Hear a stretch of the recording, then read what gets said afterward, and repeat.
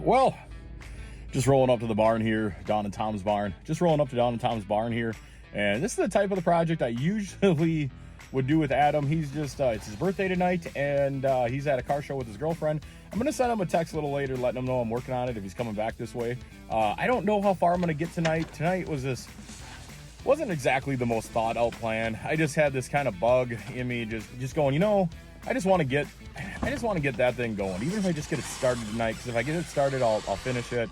Even if I finish it at a later date. But tonight, I just wanted to get started on it. We're kind of at that halfway point in the summer, and I'm worried if I don't get it running here in the next week or two, we're going to start getting busier and busier heading into fall. And so I just wanted to get it running. My fear is it's been sitting now since 2020, and I kind of got a feeling I might have to clean the carb on it, maybe put a rebuild kit in it. But I'm hoping, I remember I put some seafoam and fuel stabilizer in the gas tank, and I'm hoping that is good. Will work. Also, if you notice, I got the radiator right next to me. Back of my truck is full of tools and full of just all kinds of stuff. So throwing this just in the passenger seat for tonight, probably not recommended, but got me here. All right, let's go get working on this thing.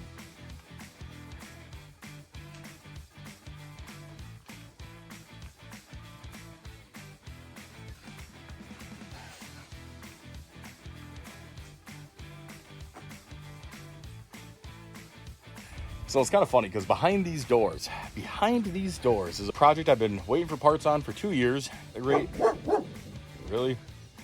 All right. Well, tonight's adventure is a little different. It's 7:30 at night on a beautiful Friday night, and I'm here by myself.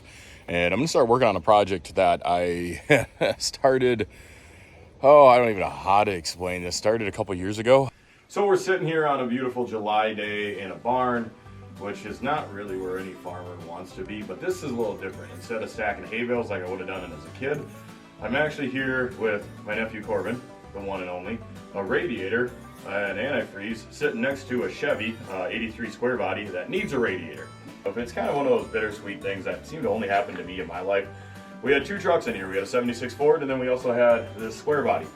Both had the radiators leaking. So I have a cousin who does radiator repair. When I brought him both radiators, he's like, nope, done. Both are garbage, throw them away, start over. What's in the back of this truck, and it sounds weird, but right here, we have an old radiator, and it's actually kind of a rare radiator, and it's actually kind of an expensive radiator, and it took a long time to get it.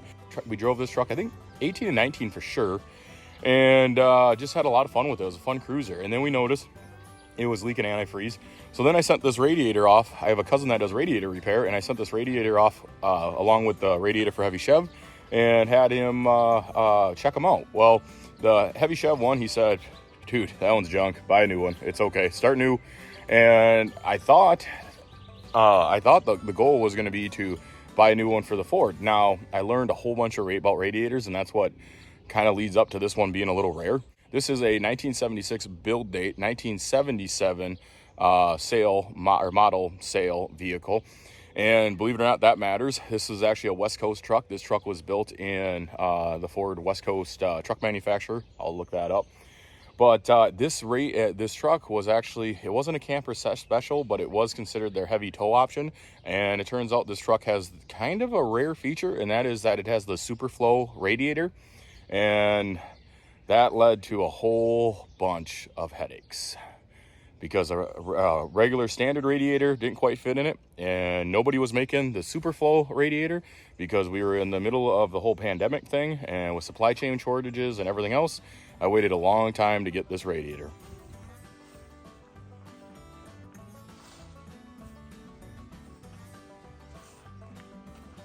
Okay, well, we ran into a problem with our radiator.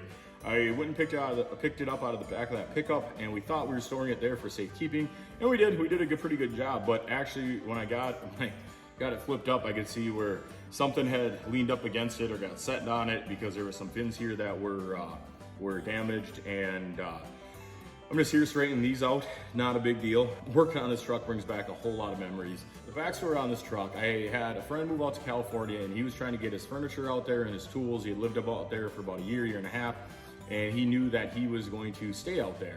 And so we knew the goal was to bring a vehicle with a trailer from Minnesota to California with all of his stuff on it.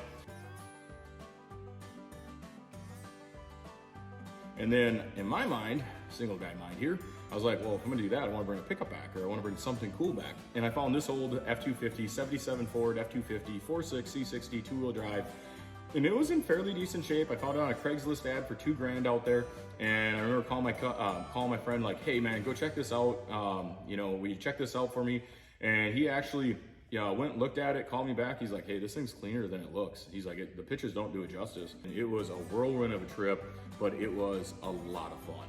Very scary too, because if you've ever done a long road trip like that, whether it's the 10, 80, whatever road you go on, you got to go through, some pretty desolate country.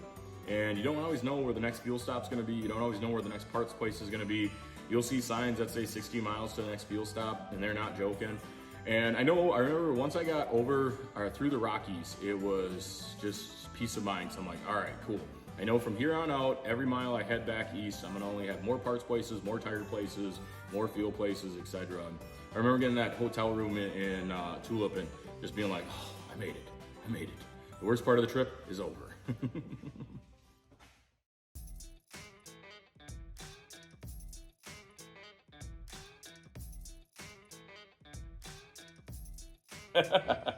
I learned you just wait till he's done barking and then you, like he goes, it's not like Kona where it's nonstop barking. He barks a little, then he stops. All right, so my typical part, as he keeps barking now. You know, a lot of horror movies start this way, right? Like a bunch of dumb people hanging out and on a farm, middle of nowhere. The dim lights of the truck. That's yeah. Fade out. Yep. There's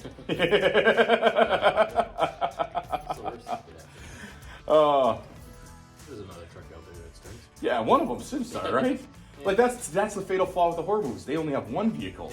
Yeah, multiple.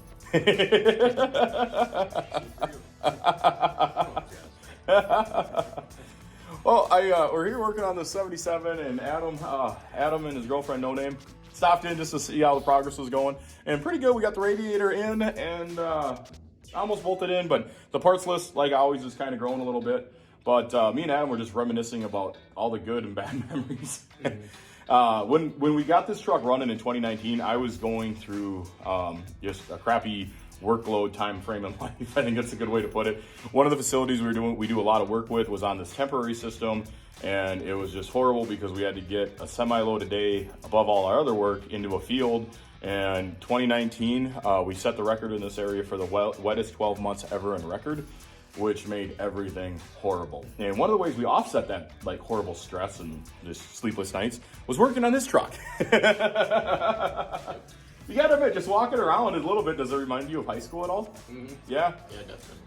I remember getting it running and me and you driving around, just driving around, because if you remember, the shifting mechanism wasn't working, or wasn't hooked up. And so what we ended up doing is like you'd start the truck and then you'd have to open the hood and like push it down into drive.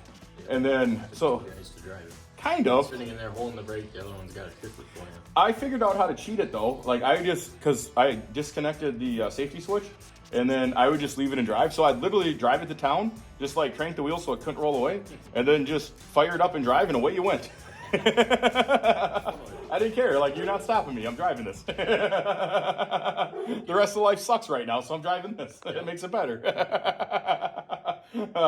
Okay. I think we had one moment in this truck, though, that cemented our friendship. And you don't remember what it is, but I do. We got it running. Do you think? Probably not. Okay.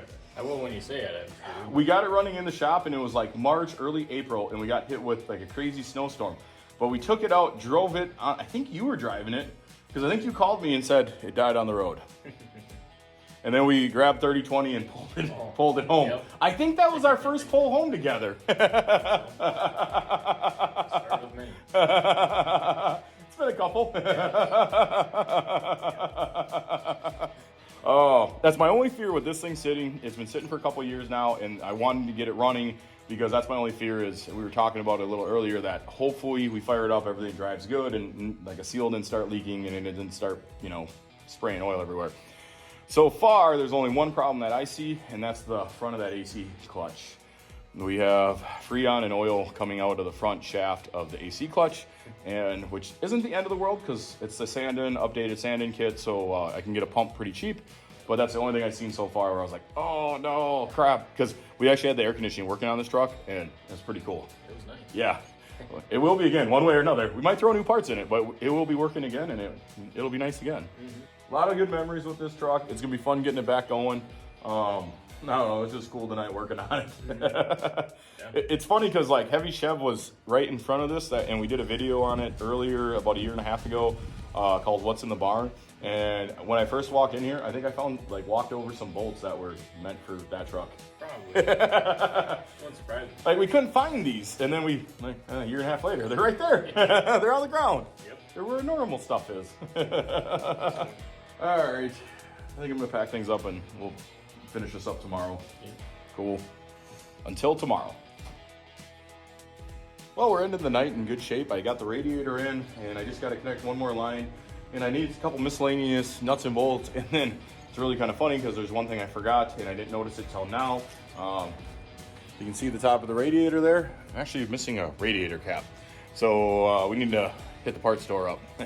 Closer I get, the more excited I get just to run in it again. Adam kind of made the comment tonight. He's like, you drove this thing a lot. He's like, this kind of was just your truck. And I'm like, this is one of the first old classics I just kind of fell in love with, just as a fun cruiser. Wasn't anything special. Bronco, a little more horsepower, and I spent more hours building that thing. And, it's super cool and a lot of fun. This is fun too in a different way. This is just kind of cool old cruiser, and getting excited about driving again tonight. So I'm going to pack everything up here, call it a night, and get out of here. Kind of cool. I was curious on the AC pump, and so I grabbed a screwdriver, and I actually do got pressure at the pump, so that means, yes, the system is there's something still in the system, and so I think it's going to work. If not, we're going to order a new AC pump, but I was a little worried because you can see a little oil residue in that clutch or in the pump itself, and so I'm hoping everything will still run, but we'll find out. So like I said, the closer I get, the more excited I get, and just looking forward to driving it again.